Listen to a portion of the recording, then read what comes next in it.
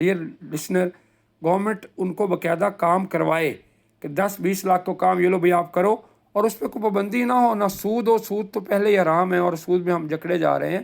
ان کو صرف یہ کہے کہ یہ آپ کام کریں، اور اگر اس قابل ہو جائیں تو آپ لٹا سکیں تو آپ اس کو لٹا دیں۔ جو اتنی اربوں کے ہم سبسڈی دے کے ملک میں غریب اور بڑھائے جا رہے ہیں، اگر ہم ہر سال اسی طرح 10-20-100، گورنمنٹ تو ہزاروں میں بھی لوگوں کو دے سکتی ہے،